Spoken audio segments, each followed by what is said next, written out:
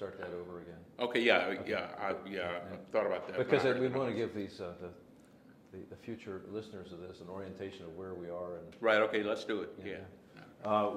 We're in the Energy Center on Poydras Street in New Orleans.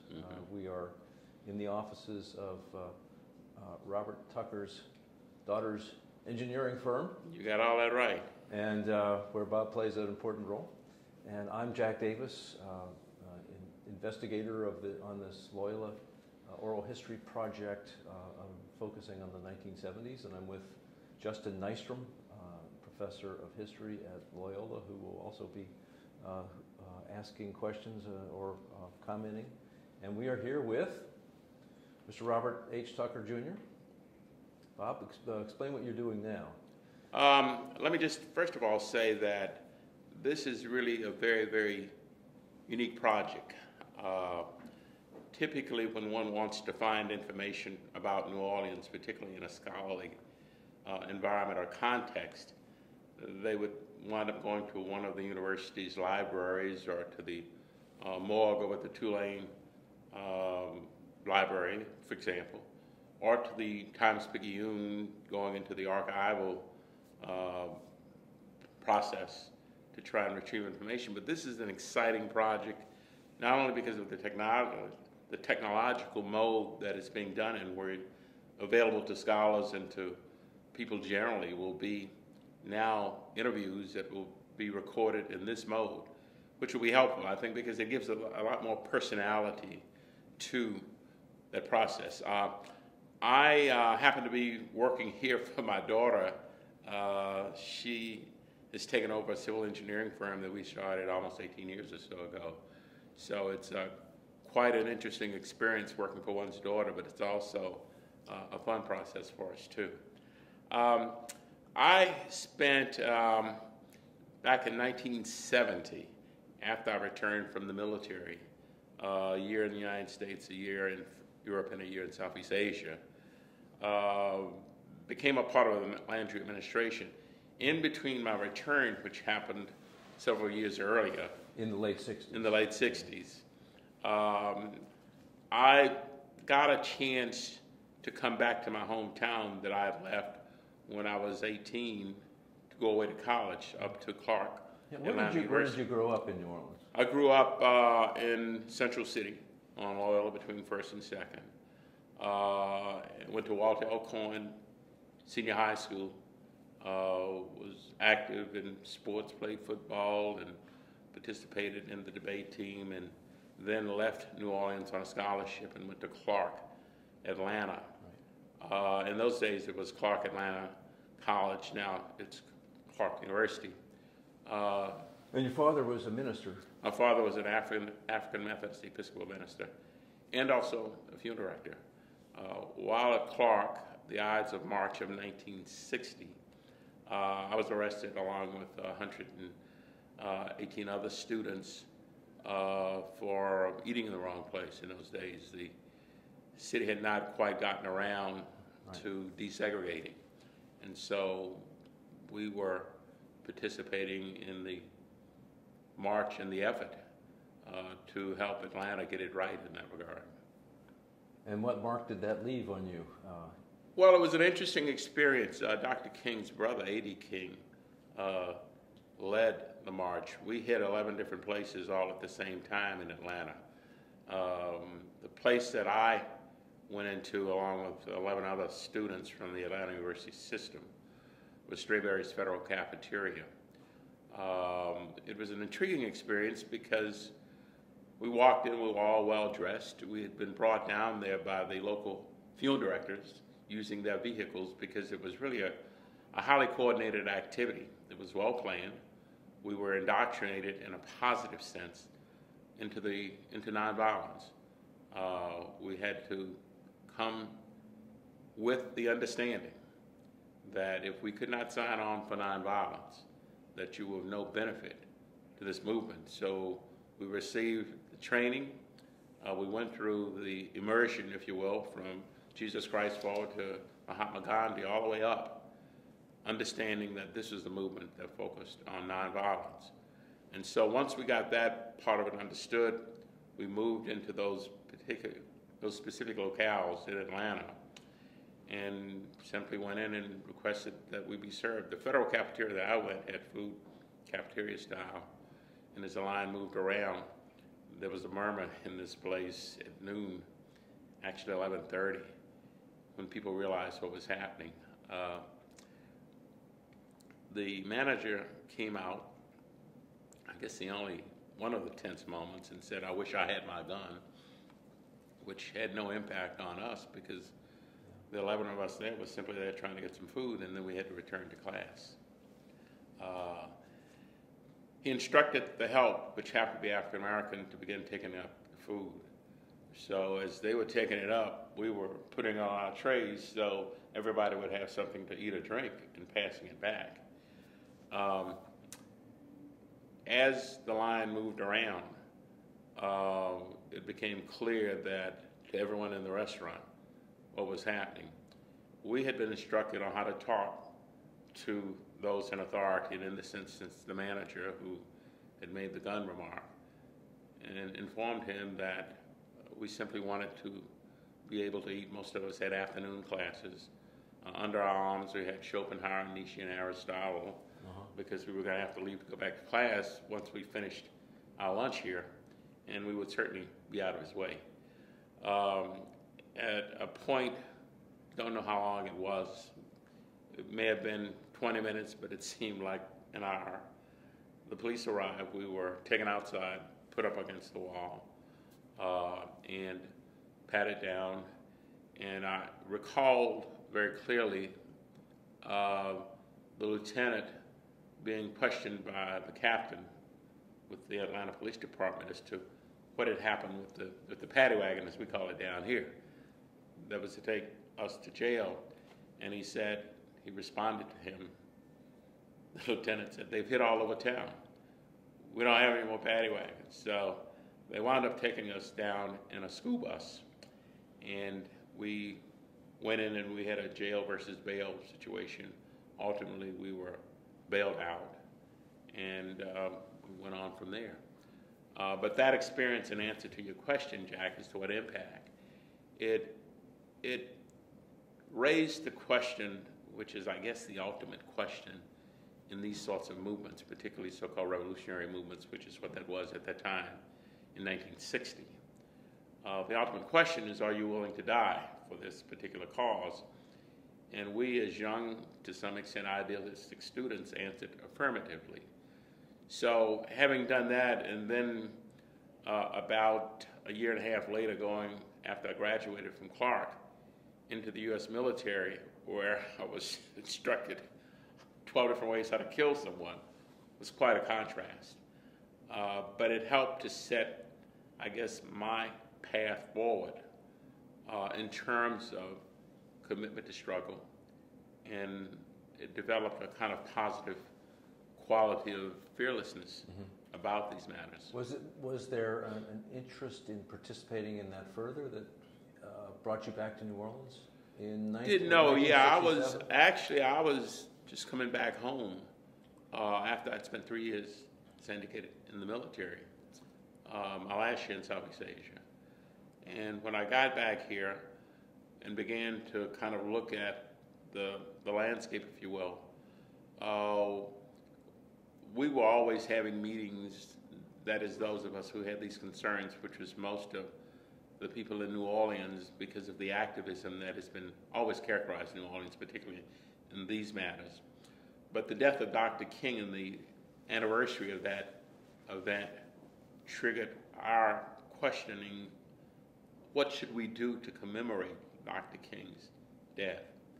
And so we convened a meeting with a very interesting, diverse group. And this would have been in the spring of 1969? Yeah. A little bit early. I think it may have been 68. I'm not sure even of the dates. It's been a few decades ago now. But that meeting that occurred consisted of African American ministers, members of the Republic of New Africa, which was a highly activist group, Catholic nuns, other activists that were in this town, at that time, ministers and people who just had a concern. So we spent the first few hours having vigorous and active discussion on whose method should be employed in order to bring about what needed to be done in the city that was totally segregated at that time. The discussion culminated, or began to level off, if you will, from my vantage point, when we began to argue about the mule that was going to pull the caisson carrying the replica of Dr. King's casket. And I said, now we're getting somewhere. We finally found a topic that is constructive, that makes sense to everyone. And so the conversation focused over to the mule. One person, man, there's a mule over here, and he's kind of hard-headed, but he would probably do it. And so at that point, we began the planning and the net. Well, whose mule did you use? It was a mule from a guy that had a vegetable wagon, I believe. And one of the vendors? Yeah, in those days, you remember the vegetable wagon just rolled through New Orleans, and the rag which man. One it was? Don't know. He nor the mule, I don't think, is still with us, but they certainly provided the services needed at that time. The march went from the old French hospital, which is where we had our meeting. At that time, it was the offices of the National Urban League. I'm sorry, the local New Orleans branch of the Urban League. And prior to that, it had been the old French hospital. We did our planning there, and then ultimately the march actually began.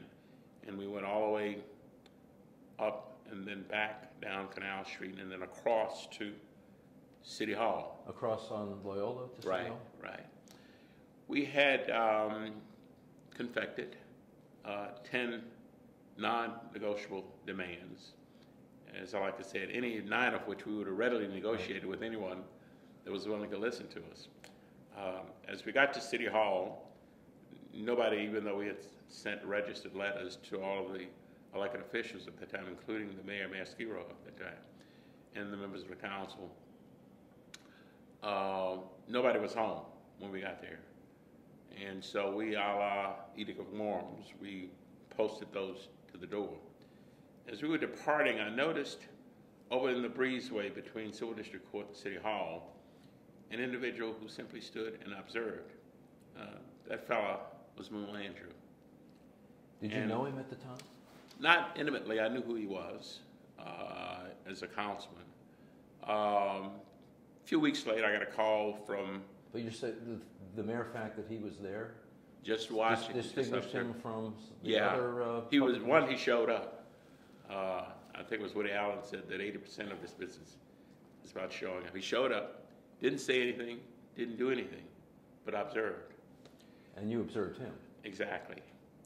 And so a few weeks later, my daddy asked me if I would meet with this fellow by the name of Moon Landrew, who was a councilman who knew my father, having been a minister in the area and having served in the Lower Ninth Ward in those days at Bethlehem Church. And so I said, sure. So had Moon Landrew heard you speaking at this demonstration at City Hall? How did he know about you? Not sure. I'm not sure. We probably have to ask. You were working in town at this point.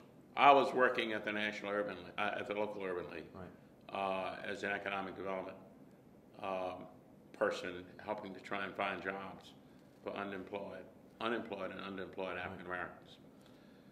But he must have, I guess he assumed that I had a leadership role, which I did, in putting this piece together. So I went to visit with him. He told me that he planned to run for mayor of New Orleans, talked to me about what his plans and aspirations were, and asked me if I would help him. And I checked with my dad. My dad said, he's a fair guy. I've been knowing him for a while. When my dad checked off on it, and then coupled with my own personal visit with Moon, I came on board. I did some community organizing for him, some writing. And we know what the history of that was, that there was a final debate, and the question was asked of a final debate between the two candidates in the runoff election in 1969. That is in correct. The Democratic primary. That is correct. And so the question was asked of the two runoff candidates, would you be willing to hire blacks, as they refer to in those days. And his opponent said that he would hire qualified people. And Moon said, didn't draw a breath, unequivocal, yes. The race was held, African-American vote went to Moon, coupled with the white vote that he had already been able to accumulate. And as a result, he ran and won. In that debate, it wasn't the question about would you put blacks as department heads? Wasn't it more? It was. Yeah, maybe it was. Yeah. I remember the larger context Sure. of the question, which was, are you willing to involve blacks in the fabric of city government? And the language about qualified persons. You were reading that as code. Yeah, in the African American community, we saw it as code for qualified meant non-black. Because the going understanding was that blacks, certainly as we viewed City Hall in those days, that blacks were only qualified to do the broom and mop jobs. There was nobody, with the exception of one individual that was called out as an aide to the mayor, Philip Baptiste. But other than that, there were no African Americans in the fabric, in the upper, shall we say, the upper management of City Hall, or in any other, even mill management positions. Back to the campaign before we get into the administration. What did Moon Landrieu want you to do for him? Wanted me to help him to put together a campaign that was inclusive. And what that meant was having African Americans not simply putting signs in the ground or simply, sticking leaflets indoors, but involved in the planning and the intricacies of that campaign, and also being willing to become, if you will, political witnesses for him and what he wanted to do and what his vision for the city was. And as I said, after my daddy gave an unequivocal endorsement of him, and after I had my own visit with him, I sensed that he was what the city needed at that time, based on what the problems were. Not only was segregation rampant in the city, but there was police brutality that was really out of control. There was a joblessness situation that ran unabated. There were just cultural issues, everything and everywhere that you looked, you felt that we were, in fact, in reality, truly second-class citizens. You had to sit behind the bar in the streetcars. You had to go to, women couldn't try on hats in stores. Restaurants were totally segregated. We had to go to our own restaurants, the Dookie Chases of the world and Willie Mae's and all those restaurants that we knew that we would feel welcome at. But not only that, we legally couldn't go to the other restaurants. And in time, the Public Accommodations Act fixed all that. But Moon had a vision of what and how these matters should be handled. And also, I don't recall if my daddy specifically told me about Moon's record when he was in the legislature, but either Moon did or I had some sort of a piece of memory of that he and one or two others, I think it was Sal, one of the other members of the legislature. Sal Anselmo? Sal Anselmo were the only ones who opposed the governor's program to just continue this infestation of segregation and racist policies. And in the campaign, did you find it hard or relatively easy to recruit support for Moon Landrieu? The fact that he was a new face, and the fact that people knew something of him, and the fact that he made an outright, not a under the cover or trust me, I'll do some good things for you, that he said, here's where I'm going with it, that I want to bring in and make black department heads. I want to open the doors to City Hall to all the people who happened to make up, at that time, I think we were African Americans were about 47% of the population of the city of New Orleans. So based on those representations and the belief that he not only was promising to do that, but that he had the capacity and I guess the guts to take it on. He was not a tough sell. And then there was a general election in which the winner of the Democratic primary, Moon Landrieu, faced the Republican, Right. Bensi Toledano. Right. Was that something that you all were worried about as a major hurdle? Not really, because the Republican lines, the Republican Party was pretty well known for what they were. This was a really super true blue state in those days. All of the elected public officials in those days, for the most part, with the exception of people like Ben. In fact, Republicans were sort of a political anomaly in those days. So we didn't have any fear other than the traditional approach to politics, which is you always want to run in a vigorous, all-out, metal to the pedal to the metal approach to win. But we found it rather interesting that a Republican would challenge him, and in fact, to some extent, it was not a racial appeal per se. I think that Ben Toledano was a decent human being and a decent person. I think, however, he carried the flag for people who said maybe if we can get Ben in, then we don't have to worry about what this Landrieu fellow may or may not do in disturbing the way that things have been down here for the last, at that time, 300 plus years. Did you find it was as easy to motivate people to participate in the general election as in the primary? Yeah. Because it was a much cleaner and clearer break.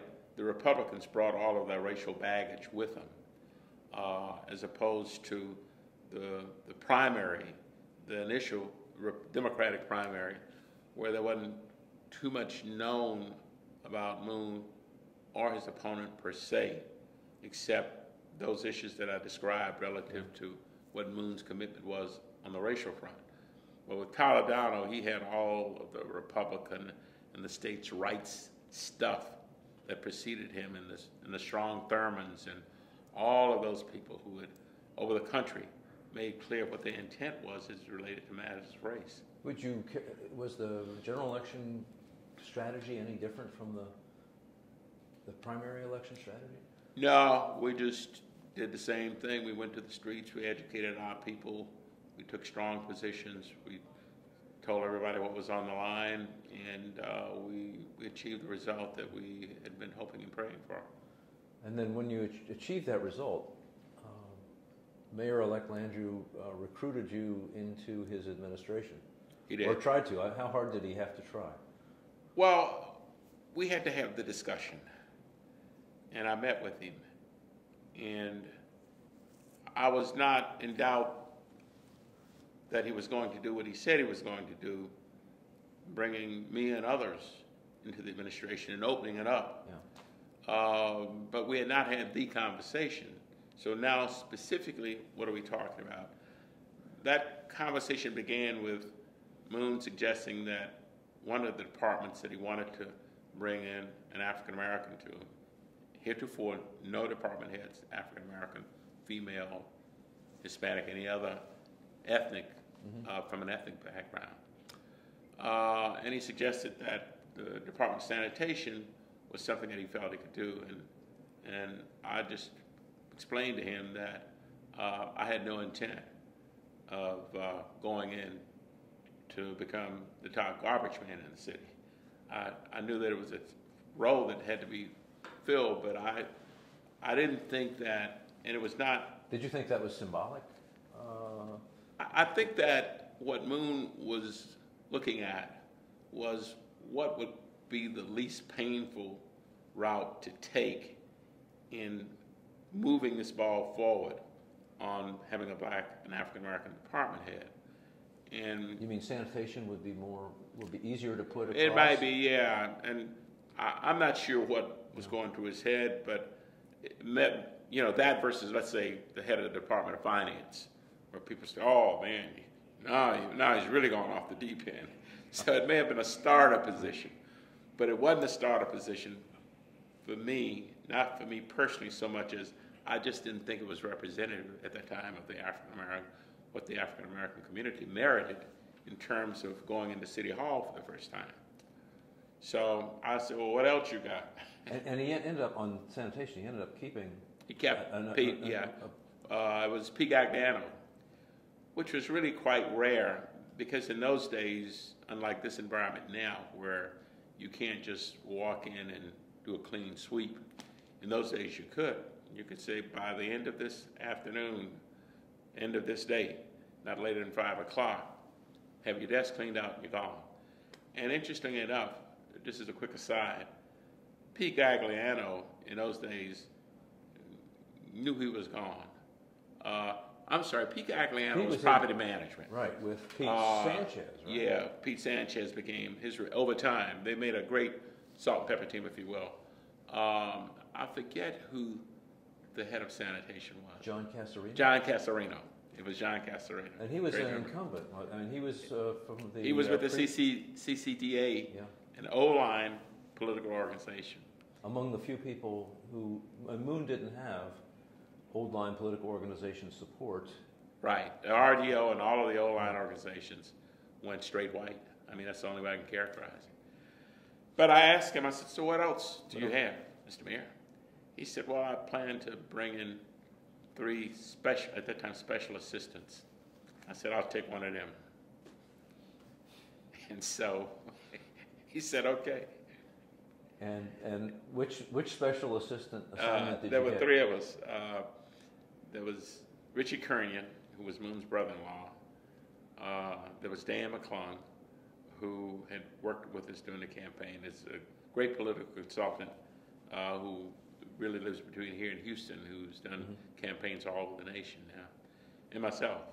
And we became the 3 special assistants. And how did you divide up those duties, the 3 of you? How did you Richie Kernion was the chief administrative officer from the start? Later, he became chief administrative officer.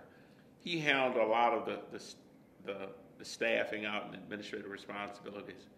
I wound up handling some of the housing responsibilities. But we didn't have specialists, if you will. We all worked as a team, and we helped each other. We were sort of cross-trained, if you will, not per se, but cross-trained in, there was so much that needed to be done in this town that nobody had to look at doing only their job. Everybody did everybody's job and did everything that the city needed to continue to come through this period. I might also parenthetically insert that this decision politically that the people of the city of New Orleans made was a critical decision because New Orleans at that point in its history was at a Fisher cut bait point. Either we were going to join the 20th century and move up and out, or we would continue to be this sort of, just a big fun city, the big easy, but not moving up to the next level. And, historically, there were periods when New Orleans sort of popped out, and there were periods when it went down to the abyss. But this was one of those specific crossroads in time where a decision had to be made, and the citizens made a decision not even realizing the impact of what that decision was, because that decision resulted in the leadership at the top, the team, along with the city council and other elected officials, now beginning to realize that we could move into the NFL, if you will, of municipalities and come to the big league. And that was the pivotal moment in time that triggered that decision. Have you ever reflected what would New Orleans have been like in the 1970s had Jimmy Fitzmaurice been elected mayor? I think that Jimmy, given his skills and given his familiarity with New Orleans and people's familiarity with him, would have been able to keep things moving at a level that would have not allowed the city to deteriorate. But in terms of achieving fast-paced, high-end, and almost pounding type of changes, I think it would have been difficult for Jimmy, particularly if the black vote that was with Moon had gone against him completely. And I don't think it was the case because Jimmy had some black friends out there too. But there may have been higher levels of resistance, and there may have been other problems. And it's hard to imagine what those would have been, because the path that Moon chose, which was to vigorously bring in blacks and women and people who were gays and people who were outside of the city hall fence, literally. That decision came with its own pressure points, and it came with its own,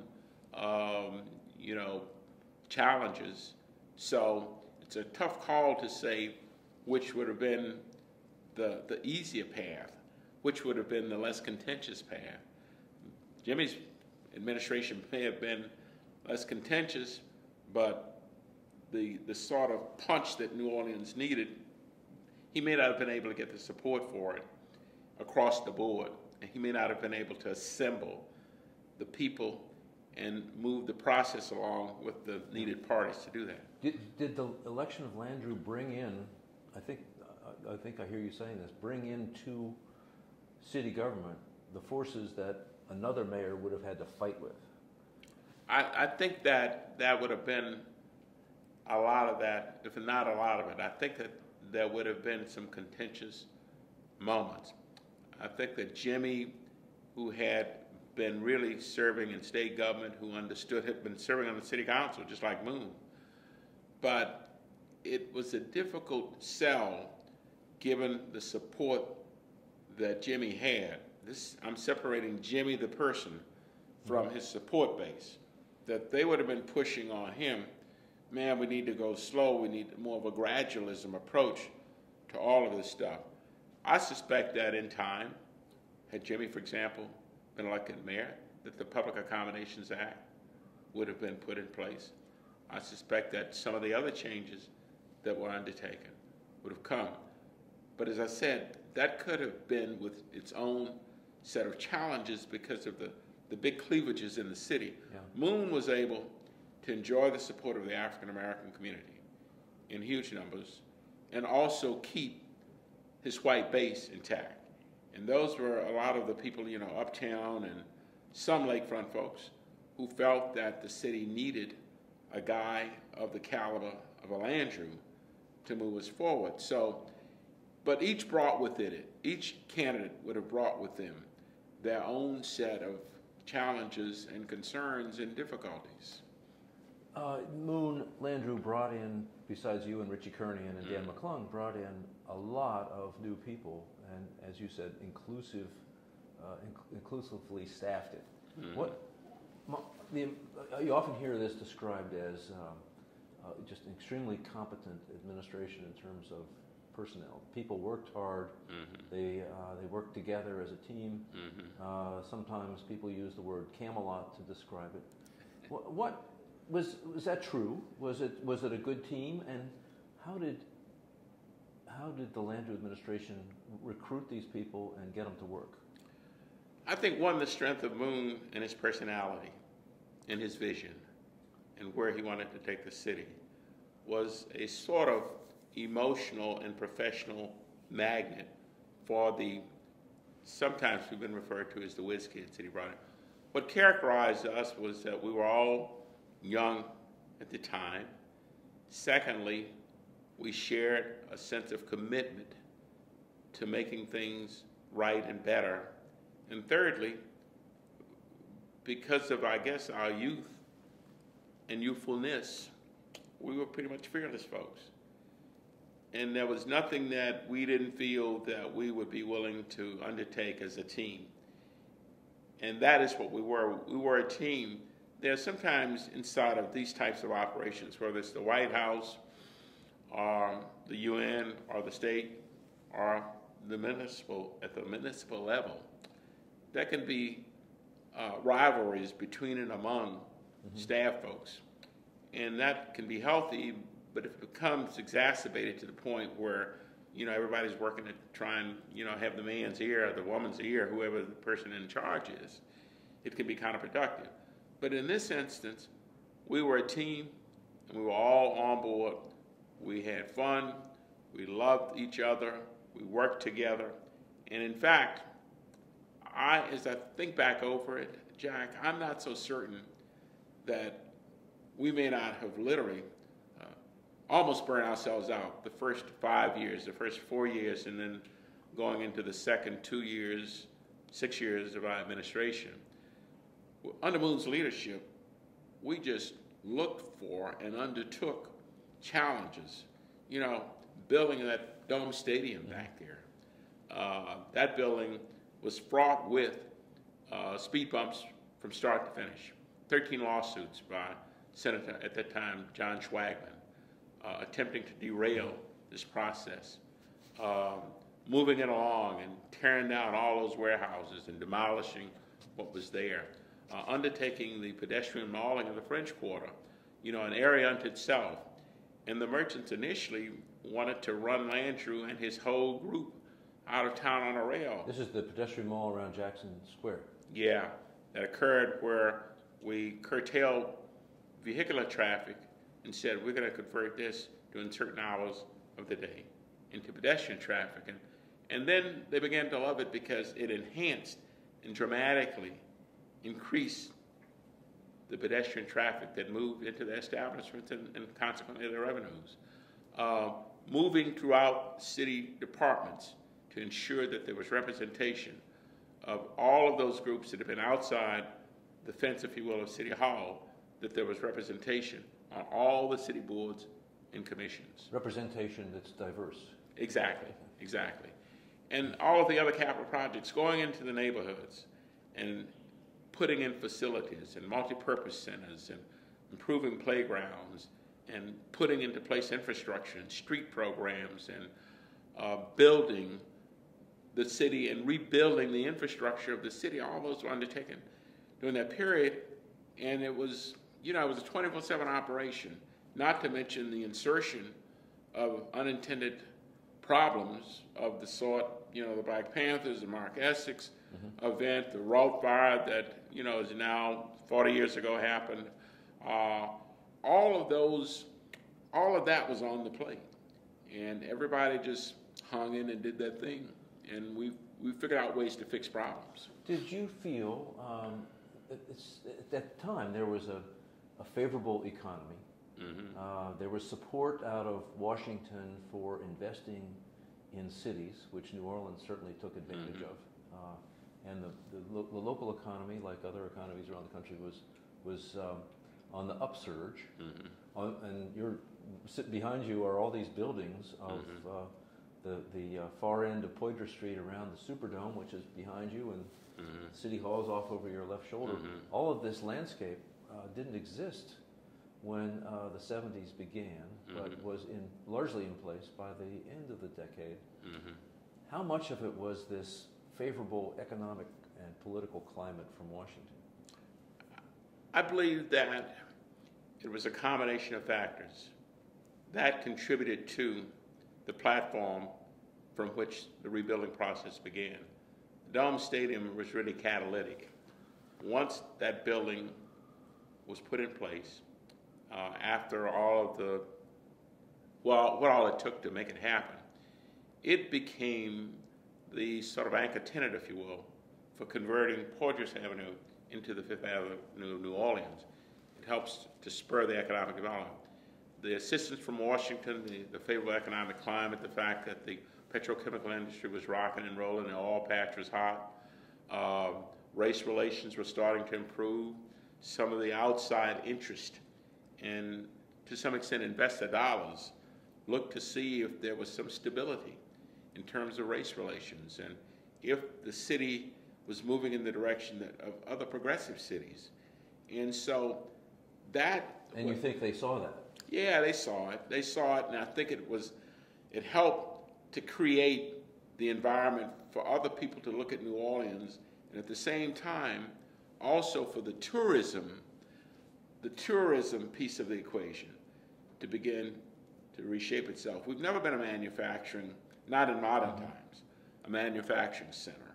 We've never been able, with the exception of what happened out in Michoud, where we fabricated booster rockets for space shots, had a major economic magnet, if you will, that would, provide hundreds, if not a few thousand jobs at its height.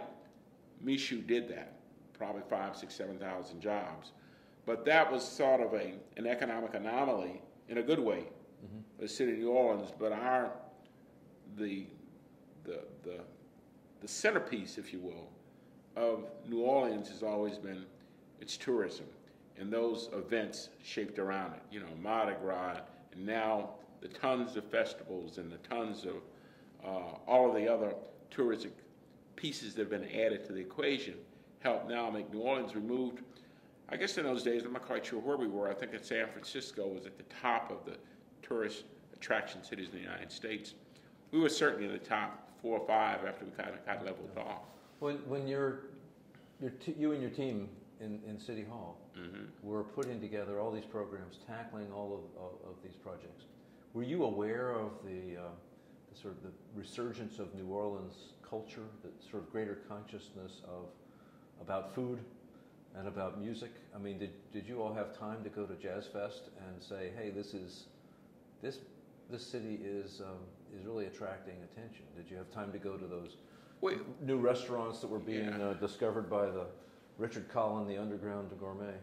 We were in the heat of battle, and we knew that good things were happening, but we didn't have the perspective of third-party observers, if you will, of what the magnitude of it was or what the implications would be. We just knew that we would take up one challenge, we'd fix that, and then we go jump on something else. And we bang away at that, we'd make that happen, and then we just kept rocking and rolling through, transforming the city, not fully realizing until, I guess, at the end of the battle that we were in the zone, if you will, when we were doing all this stuff. It was fun, it was hard work, it was tough, there were difficult days and nights for all of us. And we just figured out a way to make things happen. And so at the end of I guess it was 1978, when we all came out of that pressure cooker over there called City Hall, we were able to look back with some sense of perspective and say, hey, that was an exciting 8 years. We did some good things for this town. And would you say you enjoyed it in the process? Yeah, we had fun. We were, as I said, we were all personally involved with each other. There was a camaraderie, and in those days, the issues of race and class and caste were more clearly defined, but on the other hand, there was a constituency that was certainly much larger for not only the discussion, but for the resolution of some of those type issues. Now we have a completely different environment. But because I think the setting of the historic stage of coming off of, in the 60s, the deaths of Dr. King, Kennedy, created a feeling among people at the national level that there were some things as a country that we needed to get right. And I think there was a flow through and a flow down to New Orleans of that same emotional logic, but not in its totality now. We were not a barrier-free city in terms of oppression and resistance to change on the part of a lot of elements of the structure. A lot of folks just wanted to see things the way that they were, just as there are people today that want to take it back to the way that it was. And so we encountered that resistance. But we also had a strong set of committed individuals and constituencies that stayed with us, not because they were driven by anything other than love and wanting to get it right and do it right. One thing that cropped up early in the Landry administration was an incident that could have changed things if it had gone the other way. I mean, the Black Panther standoff in the Desire community it ended up not producing violence, but it wasn't. It was a close call, wasn't it? Yeah, it was. What if that had gone? What if that had ended differently? and that you were there, you had been in Desire doing A couple of weeks before reconnaissance. it happened, yeah. Trying to, Actually, I went down and lived down there with a guy by the name of Henry Fagan. When we came in 1970, as we surveyed, Jack, the multiple needs that and areas of concern in this city, clearly Desire stood out in a very, very prominent way. One, because of the extreme number of young people that existed in that apartment complex. It was a housing authority property. It had been very poorly constructed from day one. That was a whole nother topic in terms of how inferior materials were used and how the result of that created a part of the turbulence, if you will, that occurred. Raw sewage because the sewer lines were not properly laid, inferior materials, as I indicated, being used. And so when Desire was finally completed, it looked great from the outside visually, but ultimately as people moved in, they began to see the emergence of these actual physical problems that existed. But they bore up under that. But the second set of issues had to do with the quality of life in Desire, or the life thereof. When it rained, for example, because of the lack of drainage, water was elbow deep. Polio was a major medical challenge in those days. Kids were out in that polio-infested water. There were rats the size of cats that lived with the people in those apartments. There were problems of crime, police brutality, and all of the who asked you to go there to live with Mr. Fagan? And what prompted that? I made the determination that was an area of need, and I went to the mayor with it. And the agreement was that we needed to take a closer look. I figured there was no better way to take a closer look than to go out and live for a while. So I stayed with Fagan, who had 14 kids. The apartments in Desire were intentionally made with larger bedrooms because of the population density. But Fagan was just a tremendous individual. He passed a few years or so ago. For some people, he was the mayor of Desire. He was a very articulate, homegrown guy who had a love for people and who was just a wonderful, wonderful person who was all heart, but also strong and tough. Because in coming up in Desire, you had to be. When you went there, was there already concern that the Panthers situation might produce a confrontation? No, to the contrary. The people saw the Panthers as a group that served them when the city was not serving them. What happened was that the Panthers came in. They had been uptown. They moved into New Orleans, as they did in a number of cities. And what they did was to survey what the problems were, and they began to attack the problems.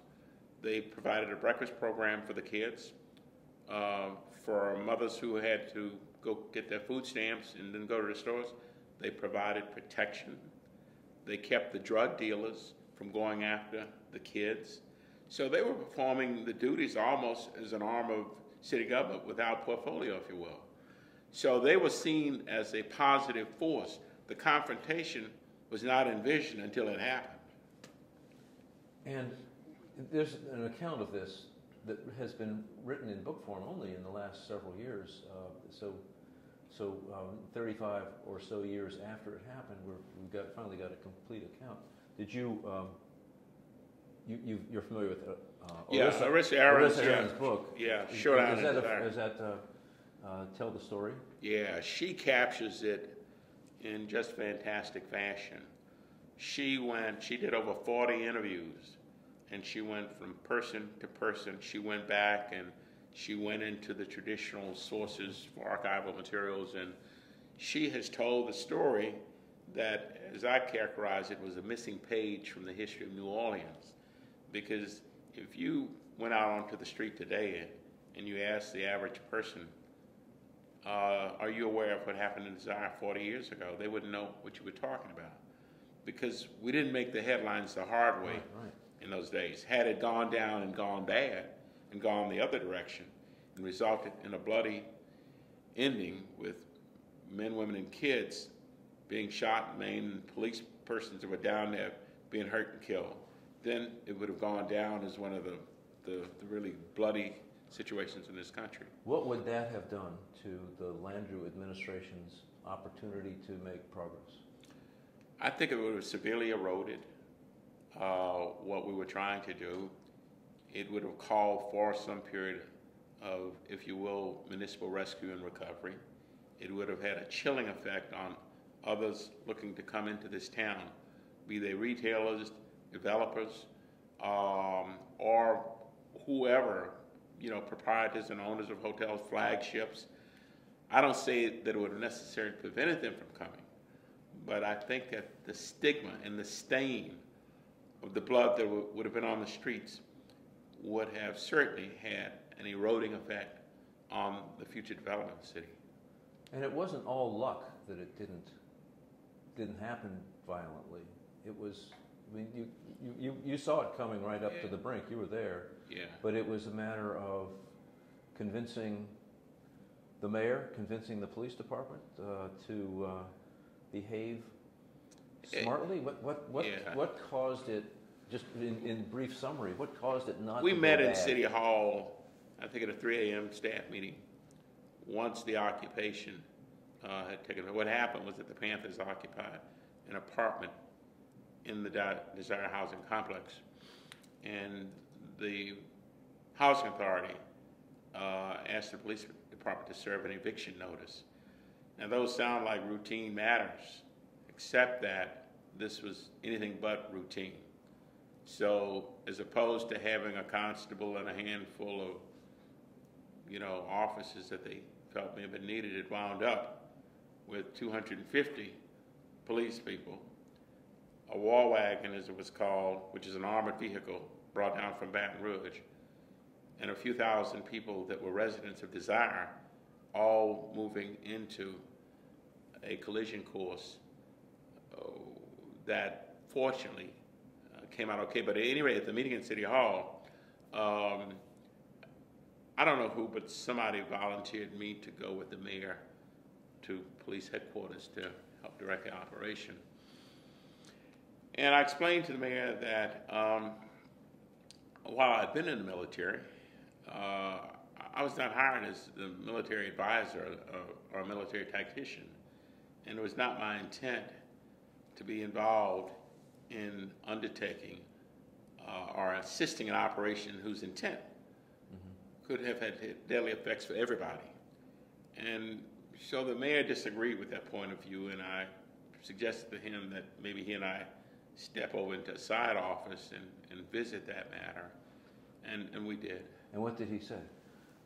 He thought that because when the segregation situation was at its highest point in Plaquemines Parish, for example, the example he used, Leander Perez, who was, chief racist in those days, he had some competitors in other parts of the country, but certainly he was the state's chief racist here, talked about and said what he was going to do, going to create a snake pit for blacks that were coming down there from outside, and all of the things that he did.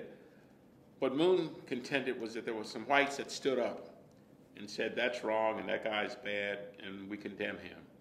So he felt that now that the Panthers that were considered to be outside and extremist, that there should be some African Americans who would similarly stand up and say, those guys are bad. And I... What did you say? And I told the mayor that that just wasn't going to work, that the job, and I said this in terms that were a little bit more graphic, but I told him... You could be graphic. Yeah. I told him he could take a job and shove it up his ass, because that was not what I was going to be involved in. My intent was to go into the neighborhood and to do what I could to prevent the loss of life from either side, from either the residents who had begun to assemble themselves in support of the Panthers, or from the police department who felt obliged to go down and to root them out. And as I walked out of the office, I told him that one other thought that I needed to say and to make clear to him was that black folks in 1970 could not be pro-police, and the corollary to an anti-Panther argument was a pro-police argument. And the history books would not let black folks in this town at this time be pro-police. So I left, and I went down to Desire, and I brought and recruited a couple of soldiers that I knew had the understanding of the streets, the commitment, and the heart, and the toughness to make the trip. Cecil Carter, who was at the time Deputy Director of Human Relations, Don Hubbard, who had been serving in that area, running a program, Charlie Elwha, who was also a person that had worked with us. And so we went into Desire. I went into Fagan's apartment, and that became sort of the operating headquarters. Chief Giarusso was there also, who was the police department, who was at that time, Chief of Police, directing operations. So Fagan's apartment became the headquarters for operations. And the police were starting to come into the area in large numbers at that time. Within the administration and the police department, was there concern that this could go badly, and that would be bad, really bad for the city? I don't think that there was an understanding, because they were removed from ground zero where we were. They were sitting in offices and kind of listening, and there were no television cameras or ability to convey anything as such might exist today. So we had to, me, Chief Giarusso, my compatriots in this process, had to convey to him that this situation was nothing nice that was going on down there. It was not going.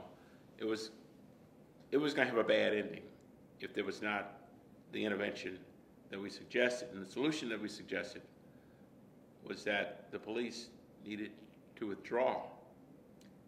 And the reason for that was that the people's position was that when they wanted the cops, when there were incidents that occurred down there, they needed the police, they couldn't get them.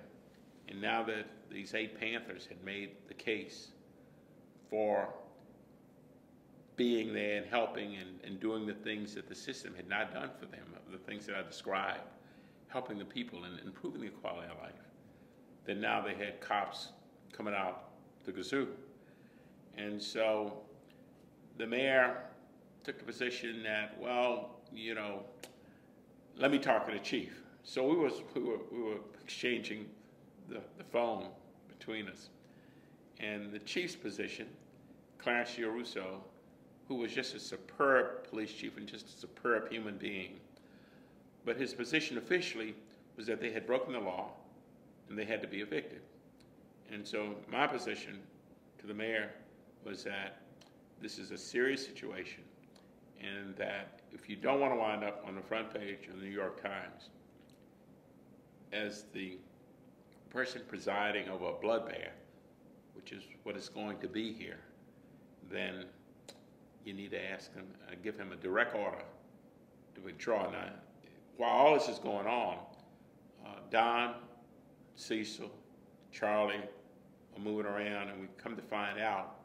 And then when I went back on the ground, we all came to a conclusion that was scary, and that there were individuals in that crowd, and the crowd had now begun to really accumulate large numbers of men, women, and children, residents of Desire, that there were in that crowd individuals that had fragmentation hand grenades. And so those are military grade? Yeah, a frag, it's an explosive device. You pull the pin on one. It's not just a regular grenade. It has a lot of more lethal qualities associated with it than a typical grenade. And so that only exacerbated an already bad situation with all those people who had come out into the streets. And so Moon, to his credit, gave the police chief a direct order. He said, let's bring the cops out of there. And Chief Giarrusso asked that I would go with him to de-deploy, if you will, the cops who had taken up positions in the apartment buildings and in the streets and wherever. And I simply asked the chief to take off his coat and to take his weapon off, because if there was going to be shooting, I said tongue-in-cheek, I didn't want one of the brothers shooting at him to hit me. And we remained good friends, and he was just a fantastic individual. I guess it was a moment of levity, but he and I... That was still a pretty tense moment. Yeah, it was. And so the cops came out, and they were quite angry at having to leave. The war wagon, which was his armored vehicle, had been brought down, and they have photographs that people will see from the newspaper accounts of our guys walking and the police on one side, and the people of Desire stood between the police and those Panthers. They put their bodies out. That's how committed they were. And in effect, they're saying that you're going to have to kill us first before you go in and get those 8 Panthers. Now, that's a telling indictment of what and how situations like that and the impact that they can have when it comes to neighborhood life, quality of life. And we were very lucky. The city of New Orleans was quite lucky and fortunate that that situation did not result in a bloody showdown in Desire. So it was a showdown, as Larissa has pointed out so beautifully in her book. It was a showdown, but it did not happen for the reasons that we talked about.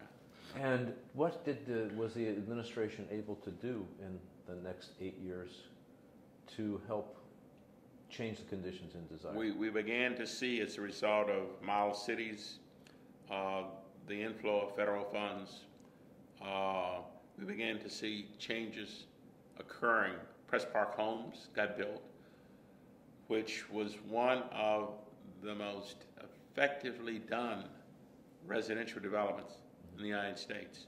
Strong tenant association. People kept up their units, their homes. They ensured that garbage was properly collected, what have you. Now, we later learned that it was built on a waste disposal site that had all sorts of other implications that we did not know at the time. But the development started to occur not only in the Desire and the 9th Ward, but in other areas of the city as a result of this new administration coming in. Justin, Can we take a, yeah. I just want to see if maybe we could take a little, unless Justin, you had a quick question. Well, let's come back to it. Yeah, we'll come back. Yeah, I want to keep rolling. Yeah, I want to just take a quick bathroom break. And Have a seat here. I just wanted to have a few follow-up questions. Sure. And you were talking about how segregated New Orleans was. mm-hmm. Can you tell me the first time you ate in a restaurant in New Orleans with a white person without trouble? I don't have a distinct recollection, but what I do recall is that we were pretty much of a novelty, and it may have been 3 or 4 of us, it may have been some of the Landrew folks, that we were a novelty in that restaurant. I don't even remember what it was. I just remember the stares and kind of what we got. And it took a while for the city to adjust, after all those years, to adjust to sort of an integrated bookends to the city when we had all of that. Everything was, as I indicated, segregated in those days. There were some people getting together in their homes, but it was almost sort of like an underground culture, if you will, And so there was none of the even flow of discourse or relations or commerce in the town. When Moon first approached you, where did you meet? We met in a little office. He had a campaign headquarters during the campaign headquarters over here off of Canal Street, and we talked in that campaign office. When we had the interview about the job, it was a little transition office a block from where the Orpheum Theater is. I think it's a Subway now. We're on the second floor. I passed there last night, and I thought about it. I looked up and said, that's where Moon and I met, had our initial meeting about the job. Yeah. Did you know Billy Gust? Sure did. Tell me a little bit about Billy Gust. He was the Attorney General at the time that we were in office. He owned, I guess it was Antoine's at the time, restaurant. Billy Gust was one of the candidates that ran against Moon in the 1969-70 mayor cycle. In fact, it was probably one of the richest fields of candidates that the city had seen. But obviously, as we discussed, the runoff was between Moon and Jimmy Fitz. But Billy was always a decent individual, and as I said, the system and the inhabitants of New Orleans as a unit had always been living, all of us, under the segregated system. But there were people like Billy and others, in fact, who were out parcels, if you will, from that sort of thinking. Who were some of the other, what you'd call the sort of uptown white establishment, who started seeing that the city needed to change? In those days, I guess the real test for change and people outwardly manifesting the desire to change as the political wheel rolled forward were those people who stood with Dutch and who publicly came out for him. But during our administration, Carling Dinkler, Brooke Duncan, Leon Irwin, uptown people, Leon I think was former deceased now King of Rex. These were folks, and certainly Brooke was big in the Rex organization.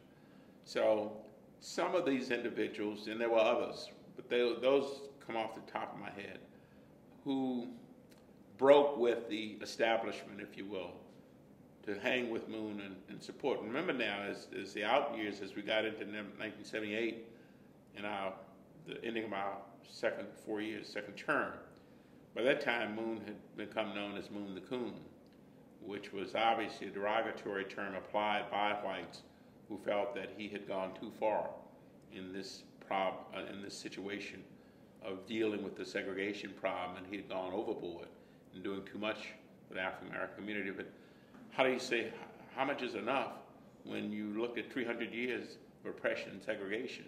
So all Moon was doing was just trying to do the right thing to create the landscape that should have been there had we not encountered these problems of race and class and gender in this town. Sorry, I just always panic when I'm not actually looking at the camera to make sure it's okay. running. It's okay. It's definitely running. You first came in contact with Moon in 1969 when he approached you, but when did you really feel like you knew Moon as a person? Was there a moment? I knew him as a person coming off of that day in Desire. Because what Moon did, in those days, the hangout for Land Tree Administration was a place on Decatur Street called In a Pig's Eye. Yeah. And our team, our guys that have been down there, we talked to the Panthers, first, and as they were setting up the perimeter, they'd green their faces, and they knew that they were going to send the dogs in first. And then ultimately we wound up talking to Chief Russo and the mayor, and this sort of shell diplomacy, if you will. And it was a day-long event, and we realized that it was a really kind of crazy situation that we had inserted ourselves into as embeds in that. because of the firepower of the police department, the possibility of pins getting pulled on frags on the other side, and everything that was going on that entire day. So we said, man, all we want to do is go get us a nice drink and chill out. Chill out wasn't around at those days, but we just wanted to get out of that. And Moon, to his credit, had the police to find us. And he came up and in front of everyone there, he said, Bob, I want to publicly apologize to you because now I understand what you were doing and what you were saying. That had you not shown that you had credibility as a black person and as a black public official working in this administration, then you would have been no benefit to me because you would have been just like a black guy who was there with a white face. So I said, Moon, that's all we were trying to.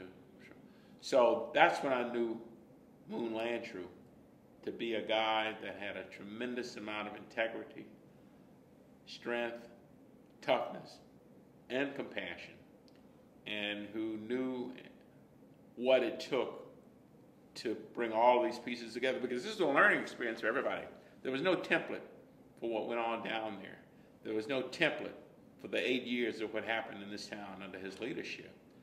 On some days we were making it up as we went along, but that required a tremendous amount of confidence and strength and fearlessness to do that. And so the result is that it was a dynamite 8-year run. The city was all the better for it. The piece that you and Jack have laid out, that the 70s, we haven't found a better term yet. They may not have been the golden years, but certainly they were formulative years in this process of building the New Orleans that we know today. That was a great run and a great period for us. What was the biggest issue you butted heads with Moon Landrieu about? Probably desire. I mean, that was where we had to literally agree to disagree at that moment in time when I said that I was not going to go to police headquarters and help direct an operation. Other than that, we pretty much worked through everything else. There were some times there were issues related to, some of the day-to-day municipal things, but those were issues that everybody went back and forth on. We had the ability as a team to speak forthrightly with each other. We didn't tell each other what we wanted, what somebody wanted to hear. We talked very forthrightly about what we all needed to know. And we created a platform, a predicate from which we could go in. And it created, not only did it create capacity for us as professionals, but it allowed the public to see, the term transparency wasn't even around in those days, but it gave us standing with the public to say, we may not agree with them all the time, talk about the Landrieu administration, but boy, they sure are making things happen in this town. And some of the, as I indicated, using an example of the pedestrian mauling in the French Quarter, but some of the preliminary feelings about changes that were occurring were outright negative. People came around. They came around on some of the other pieces, on some of the racial stuff. Some folks came around and said, well, we do need to do right. We do need to have people at that level. We do need to support small businesses, which is what Moon also, another theme that he worked. We need to, all of the pieces of this town that it takes. This is one of the most difficult towns to govern in the United States. My sense of it is, the White House is comparatively easy compared to this town because mayors are on the front line 24/7. They're always accessible. They don't get a break and they're always on duty. Desire was tough. The Mark Essex matter was not so much a decision, but sorting it out and figuring it out and working through it. We were all in that building. It occurred. We were at St. Benedict's Abbey on a retreat, a weekend retreat with our staff guys. And we were playing touch football, and the word came to us that the city was on fire. It was a cold day, and we all jumped in our cars and rushed back, came straight City Hall, and we could see the smoke from the causeway. It did appear that the city may have been on fire, but it was a Howard Johnson building. And so for the next 24, 48 hours, we were there trying to sort out, how to figure this stuff out and how to get it right. Yeah, I was going to ask you about that incident. Tough time. Mm-hmm. What stands out in your mind most about those 48 hours? There were several solutions that were being proposed. One, as I recall it, was the dome was under construction at that time. And one solution was to move one of those cranes over and to use that large concrete ball to knock the blockhouse down where Mark Essex was. The police were at the 1010 Common building, and they were deployed in that building and other buildings, but they could not inflict any fire because that blockhouse was like a fortress in of itself. So I think that got rejected because it was just a precarious, construction undertaking, or deconstruction undertaking. Another solution had to do with trying to send the dogs in there, and that didn't work. Another had to do with dropping, I think, bags of flammable material and trying to create a fire situation, and that was rejected. And ultimately, and in between all that was going on, you had police in and out, and the guy that was shot knocked in, the impact of the bullet knocked him into the pool, Howard Johnson's pool, and he lived because of that, because the round that penetrated was sort of a routine individual. The cold water kept him from bleeding to death. One of the members of the press set up across the street, and it was a kind of a sensational event for the press, particularly at the point that the police were getting ready to go in through the inside. One of the real tragedies of that event was the loss of Louis Sergo. Louis Sergo was really a people person who happened to be an assistant chief in the New Orleans Police Department. He had the respect of all of the neighborhood activists and the people that knew him because he was just a straight up guy. And he died leading his men into that building, going down one of the hallways, and got popped from behind.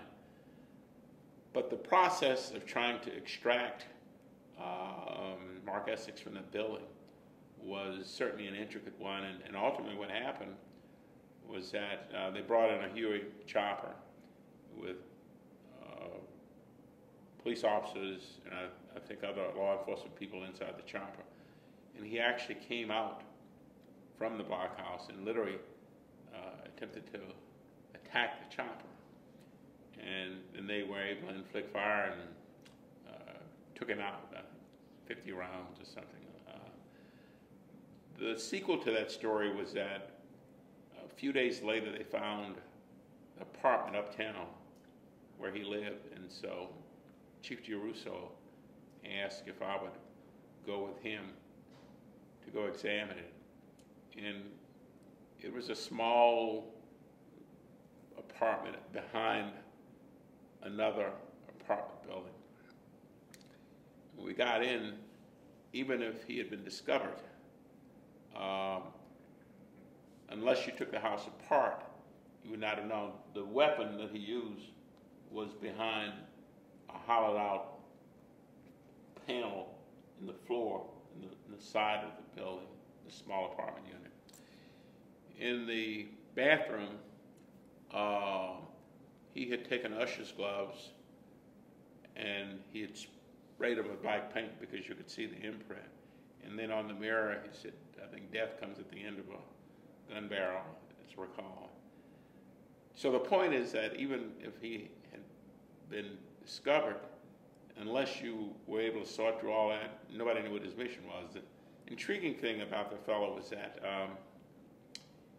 he was on a mission, it appeared, one-person mission. He'd been in the Navy. When you drill down on his background, middle-class family in the Midwest, came up not in a poverty environment, but in the military, I think it was in the Navy, began to experience a different world, and it helped to shape him when he got out. He tried to join the Muslims, which were active in his town at the time. In fact, there was an arrest warrant that went out for a member of the local chapter of the Black Muslims. I had worked with the Muslims, knew them. George Forex was the Muslim minister. And so they called me and asked if I would give safe passage to this individual. He wanted to surrender himself to ensure and to tell his story that he had nothing to do with the Howard Johnson's matter or with Mark Essex. So I did. I called my good friend Chief Russo and said, I'm going to bring him in. I want safe passage for him and for me. And because it was a really tinderbox of emotions in that town, particularly with the policeman that had been killed. And there were vigilantes that came in from all parts of towns, armed to the teeth, that wanted to, I guess, share in this action. At any rate, we drove directly into police headquarters at an appointed time. We went up to the chief's office. They asked all their questions of him and cleared him. It had no involvement. The other interesting piece is that when the autopsy was done on Mark Essex, no drugs, no alcohol. He was just on this very deadly mission. He was tactically trained. He took phone books, put them beneath curtains. Simon, lit them, and so it appeared that there were certainly multiple people and maybe multiple shooters, but he was kind of on his mission, and it was one of those situations that was regrettable, certainly for the loss of those police lives, and certainly for a young man who maybe, given another choice, could have done something with his life, but who decided that he was going to spend that out. But it became a piece, another page in the history book of New Orleans, that, just spoke to New Orleans kind of being in the middle of things, Lee Harvey Oswald handing out free play for Cuba pamphlets on the corner right over here, Girard, Camp Street. And New Orleans is always sort of in this mix. That's the sort of shadow side. And then there are always all the great sides, the culture and the architecture and all of the things, which makes it, I guess, this interesting city that it is. Tell me about, did you see changes in Carnival? No, I did not. Okay. So not during the 70s, that wasn't something that... Oh, yeah, I thought it was the movie, like, no. I know no. Yeah. Yeah. I did, yeah. What happened was that Carnival had been a fairly tame, to the extent that Mardi Gras can never be tame, but it was certainly not the event that it's become today. When the movie Easy Rider came out, what we saw happening was that young people began to flow into New Orleans following that movie. They saw it as sort of a Woodstock South setting, if you will. In the first year, as the administration, we tried to accommodate the inflow of young people. In those days, Tulane Stadium was uptown, and we tried to house them in the athletic domes that were inside of the back part of the stadium. But the numbers only began to increase, and I think it was the second year following the movie that we had brought in the National Guard. Jackson Square had been open, but all kind of wild things were going on there with this influx of students. I say students, young people from around the country who had seen the movie. And so Judge Eddie Sapir and a couple of other municipal judges had court and tried to adjudicate the more glaring cases of, civil disobedience or people breaking the law. And there was more of an attitude of trying to tolerate and to work through the situation than taking oppressive measures that would have put a different face on Mardi Gras. But that was the beginning of the change in Mardi Gras, and so it began to receive publicity, you know, in a worldwide context. Not just because of that, but as the celebration grew, and as it went through this metamorphosis of becoming a celebration not just attended and participated in by locals, which is what it had been for so many years. Local people masked and they brought their kids out, and then it sort of evolved into this other Mardi Gras that we see today. Now, there was a committee set up to deal with the young people, right, Mm-hmm. coming in from Mardi Gras. Were you part of that, or? Tangentially, the administration looked on everything that was going on to see if there was any intervention. I was not. I think it may have been Tony Gagliano or other folks that were more intimately involved in it, but it was an effort to try and achieve some sort of meaningful détente and coexistence between the forces of, between the participants of Mardi Gras, the carnival crews, the local folks, and the tourists. And sometimes all those forces had difficulty in coming to some sort of agreement on what and how all of these pieces work together. But that committee did help in large part to achieve some resolutions. And now we have a Mardi Gras that is what it is. You know, it's a different celebration than what we knew it to be when we were growing up here. Great. Jack, I want to turn it back over to you, I think, at this point. Great. I'm going to stop this. Continuing on the subject of Mardi Gras, the administration made a point of integrating for the first time something as simple as the reviewing stands in front of Gallier Hall. Am I correct in recollecting this? That Right, yeah. what changed from an all-white or almost all-white audience to a carefully integrated crowd of people watching the parades in front of City Hall? And the effort was led in large part by one of Moon's top supporters in the white community, that was Lon Irvin. Right. One of the major events that happened was that Lon was able to get the officials of Rex to agree to invite a selected group of African Americans to the ball, which had never happened before. So as I recall, Moon asked, we had a discussion about it, and he called me in and he said, man, Lon has worked to get this thing done, you know, where some of y'all are going to be invited. So I grew up in New Orleans, and Mardi Gras was an event that I enjoyed, but I wasn't really a big Mardi Gras person per se. You know, did all the usual stuff, took my daughter out when she was a kid to the parades, and went out when I was a teenager to the parades and those type of things. But going to a Mardi Gras ball was not at the top of my list of things, and certainly going to a Rex ball was not at the top of my list of things to get done. Did you feel obligated to do so, to make the point? Well, Moon made me feel obligated to do so to make the point. I said, you know, I'm glad that it's going to happen. And Moon said, in fact, you must go. You must go, because Leon has gone to great efforts to get this done. So I think it was 7 or 8 people. James Gill really captures it in his book, The Lords of Misrule. Dr. Teamer and a couple of university presidents, and Norman Francis, and myself, and what have you. And we went. Did you have a good time? Yeah, it was okay. It was okay. What was? Do you remember any No, reaction that people had? Not other than, and as African Americans and, you know, people with ethnic backgrounds, we have this sort of sensitivity to when we walk into a setting, if we're picking up, you know, vibrations of either resistance or acceptance, so to speak.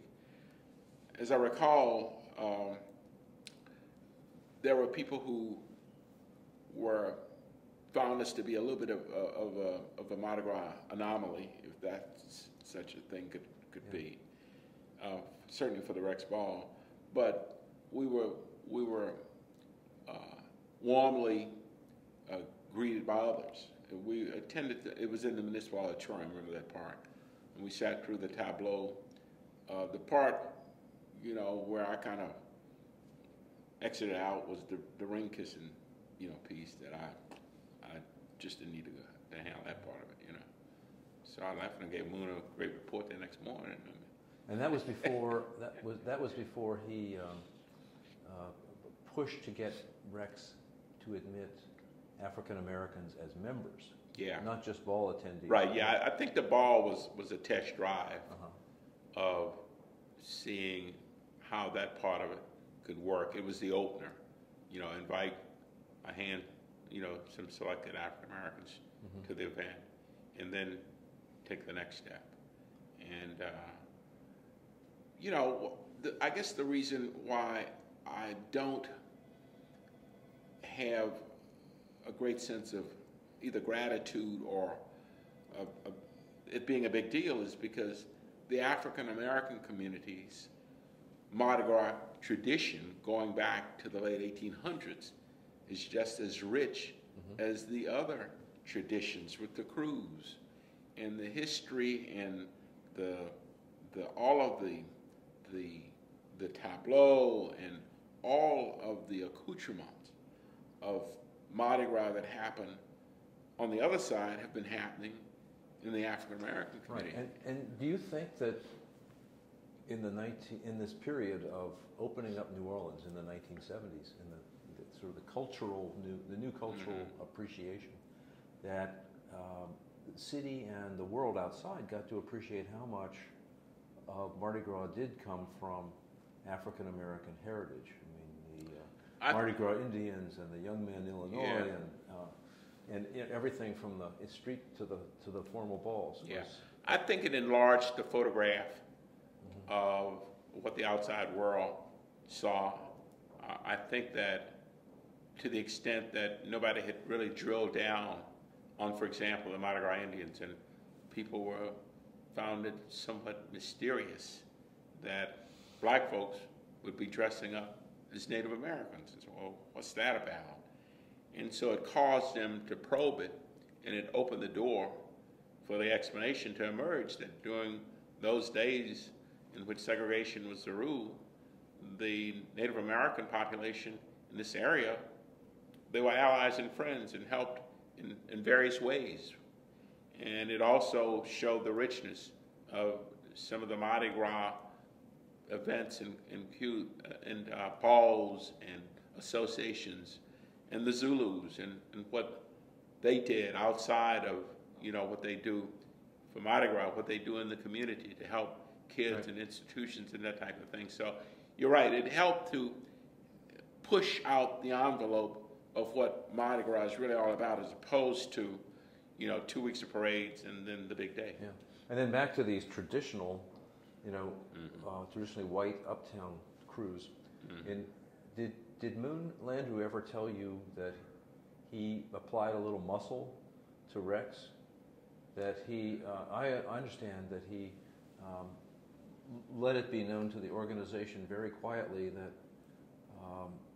there wouldn't be anybody in the Gallier Hall official city reviewing stand when Rex came by on Mardi Gras morning, unless they made some concessions. I understand that he went into the muscle end of the business. So that story, well, that story is true. I didn't, I just inside of our circle. Yeah. It was kind of like, you know, some folklore that kind of got passed around. We never talked about it. But it would not be inconsistent with the Moon Landrieu that we knew.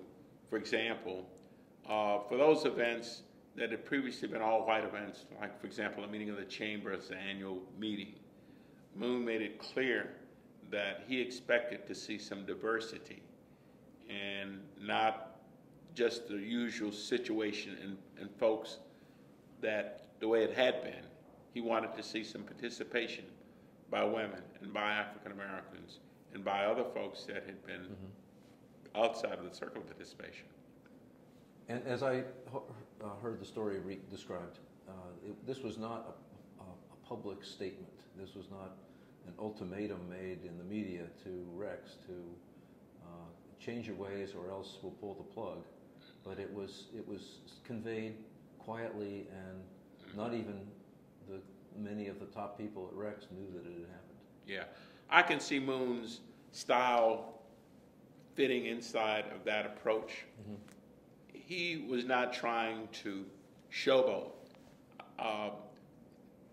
He was a unique politician, and the people that I've seen that operate in that same mode, and that is, on many days, you really have to do the right thing for the right reasons. It's called integrity. And the three people I know that have, from the historic vantage point, Moon, Dutch Morial, Mark Morial. And I know that now with the current mayor, that he comes from that same DNA, that you have to do what's right on a lot of days, not what's politically expedient. And I think that Moon just wanted to achieve a result. He wasn't going to grandstand that and go to the black community and say, look what I did, I've made these people from Mexico. That wasn't his style. Yeah. Well, I wanted to ask you a little bit about Dutch Morial. Mm-hmm. The transition from the Landrieu administration to the mm-hmm. newly elected first black mayor of New Orleans, Dutch Morial. How many of the whiz kids and the newfound activism, idealism, and competence that was within City Hall, how much of that carried over into the first years of the Morial administration? Not too much during Dutch's first term. He brought in with him pretty much his own crew. It was the first time that I had held a job and lost a job, and I didn't understand how it worked, that it had nothing to do with your performance, that it's just a new guy comes in, he brings his own people in. So I understood it the hard way, and I left. And then in the second term, when Dutch was confronted with an interesting political situation where Bill Jefferson was running on the one side and Ron Fauché was running on the other side, and the political intent, as Dutch characterized it and as he perceived it, was to make him run third. So I picked up the phone, called and said, look, Dutch, I see what the play is. Whatever way I can help, I'm there. And immediately Dutch asked me to begin meeting with Rochon and the team at the old the hotel on Tulane Avenue, which was our headquarters. And I became a member of his team and lived life ever after with the Morial family. Was the high standards of government performance that you described as in the Landrieu administration, did that carry over into the Morial? Yeah. 8 years. He took it up a notch because typically the going wisdom was that if you were going to find good talent, you needed to find it always at home because those were the people that voted. But Dutch was not shy, if needed be, if the situation or whatever the job or the task mm-hmm. required of bringing in outside talent. And so he used a standard of having the people that could get the job done and get it done effectively. That was his way of getting and ensuring that the city was going to continue at the level. He knew how to work the legislature because he had been up there. And one thing about Dutch, the fact that he had this accumulated list of first, the first, juvenile court judge, the first this, the first that, didn't get in his way. He never allowed the headlines to get in his way of doing what he felt was needed to be in the city. And even the people who we could characterize as Dutch's enemies, they respected him because he had a style and a way of doing things. He told you where he was, you knew where he was, and he just got the business done. What about the fact that, did the fact that Moon Landrieu was the first mayor elected by black voters, mm-hmm. did that make it easier for Dutch by laying groundwork of inclusion and fairness, or did it have any other effect? I think that it helped to create a sense of activism, and particularly in the African American community, of the community paying more attention to the electoral process it had been beaten into our heads that you got to register your vote, you got to participate. But at that time, we were on the short end of the numbers, even going into Dutch's election. Better than what it was in Moon's days, but still not having, shall we say, a strong majority. But the cause, Dutch became a cause célèbre in the African American community. And then for whites who wanted to make a statement that we don't use race as the standard by which we determine performance, they crossed over. Now, as you recall, Nat Kiefer missed that runoff by low triple-digit numbers, 200 or 300 votes, where if he had been in a runoff with Dutch, there may have been a different result, but he wound up in a runoff with Louis DeRosa.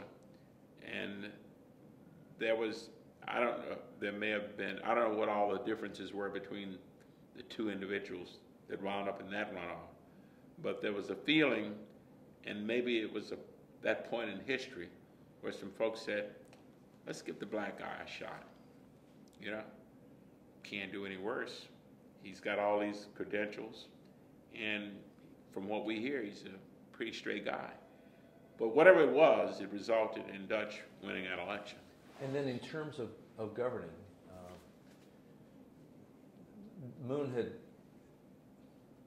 if Dutch had to follow Jimmy Fitzmaurice, not as, is it fair to say, not as much would have been accomplished in terms of racial balance and inclusion in New Orleans.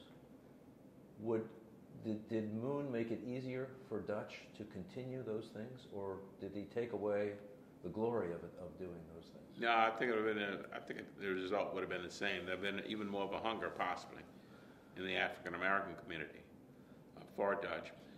You know, a quick sequel to the Dutch Moon piece is that because there was, on some days, a contentiousness between Dutch and Moon, and that was particularly the case in Dutch's second term because Moon had 3 days before the election endorsed Ron Forshey. So it created a backlash in the African American community because Moon was the guy that got all this started from the standpoint of standing up for us. And now the fact that he's endorsing Ron Forshey sent a message to blacks that, you know, everything's on the line right now. So I think that election, it was 1982 election, was the high watermark for African American turnout. Blacks were leaving bars that night, the night before the election, saying, man, I got to go home so I can get up early to go vote for Dutch. That second 4 years created a little bit of a rub, maybe a big rub, between the two. But what happened over time was that Mark Morial, Dutch's son, and then Mary Landrieu, Moon's daughter, who ultimately got elected, was running for state treasurer, that the families, the sons and daughters of the guys that had gone through this adversarial episode came together, supported each other. And not only that, but it was Mark Morial and his organization that helped get Mary elected to the U.S. Senate. So I guess sometimes they say that no good deed goes unpunished, but now, were you involved in those campaigns? Yeah, so, yeah. And look, can I take you back to the early years again? Yeah, sure. When you were this one of these three top executive assistants to Mayor Landrieu, and you were the only one who was African American, what reaction did you get? It was an interesting experience. The black community said, we want to have blacks in positions of responsibility and power, and we did that with all the department heads and boards and commissions. And then there were those occasions where there was a matter that was of critical importance to the black community, and Moon would say, Bob, I want you to handle that. So when I go to handle it, they said, well, Bob, we like you, you're our guy, but we want to see him. So it was that kind of, some days, a dichotomy on the part of the community, but it was not a dichotomy that could not be breached, and we worked it out. We knew that what they were saying was that he's the guy that was elected, he's the guy that's got the power stick. We're happy that you're there, we're happy that all these other African Americans and people that we know are there that we can go to and get our problems and needs addressed, but ultimately it's his responsibility. So that all got worked out. How did you react to this very high visibility you had? I mean, for decades, forever, New Orleans has had not had a government where you had a high black official dealing with people. So you come into these meetings, or you're on TV, or and you and Pete Sanchez, and later Terry DuVernay, and many others. But at the beginning, you were very visible. Did that feel burdensome or uncomfortable? I've never been asked that before. Let me think about that. It worked pretty good. It sometimes with my family, because I was in and out of these various situations, you know, taking some of the hits that the administration took when there were critics that didn't like what we were doing. I was included by either direct call out or by reference. But for me, it came with the territory. And the battle scars that I got were scars that were earned. I enjoyed the process. It was frustrating on some days, but as to do it all over again, I'd be signing on where I sign. I'm on. Were there people who felt uncomfortable dealing with you? Not uncomfortable. In certain instances, I held Moon's proxy, for example, on the Dome Stadium Commission. And so certain meetings that he couldn't make, in which there were a room full of whites, I was there. And there were moments, I guess, where people said, what is this guy doing in here? And it was quickly explained by the chairman that, well, he's the mayor's proxy. And that's why what's he doing? That's why he's in this room. So it was like anything else. People got over it and got used to it. It was part of the educational experience for them. Yeah, exactly. I didn't take their issues personally. I've always tried to distinguish between what I have to do and keep me and put my ego in my back pocket and get the job done and keep heading on down the road. Skipping to another issue, we've talked a couple times about Poydras Street, and we're right here in a building on Poydras Street that with this real estate boom in the 1970s that erected all these major buildings on Poydras Street, and that continued into the 1980s. How do you think Poydras Street has, in retrospect, has turned out in terms of the intentions that the administration had in the 1970s? It's the centerpiece, I think, of what we didn't set out to make Poydras the Fifth Avenue of New Orleans, but the net result, as a consequence of the Dome, as I indicated, becoming the critical spark for this development. It's worked out to the city's benefit, and I think that it's helped to move New Orleans into the big league.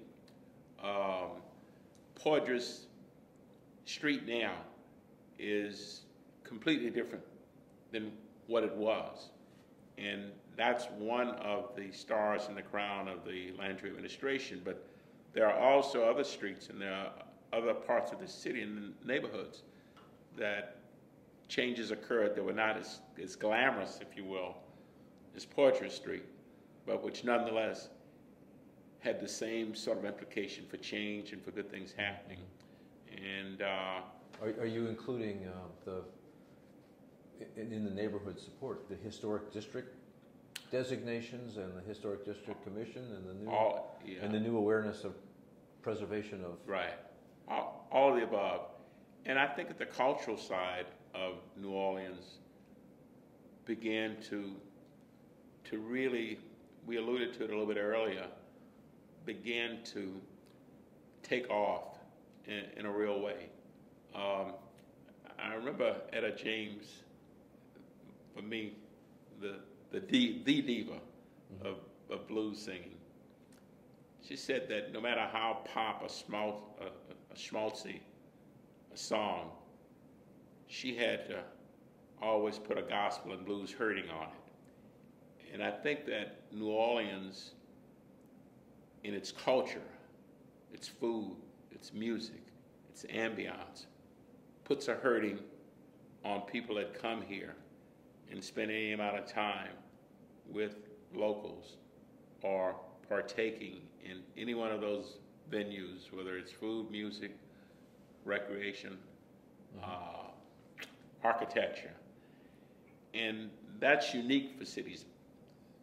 There are people that come here that do things that they wouldn't do anywhere else in the Western Hemisphere, in the context of feeling a sense of freedom.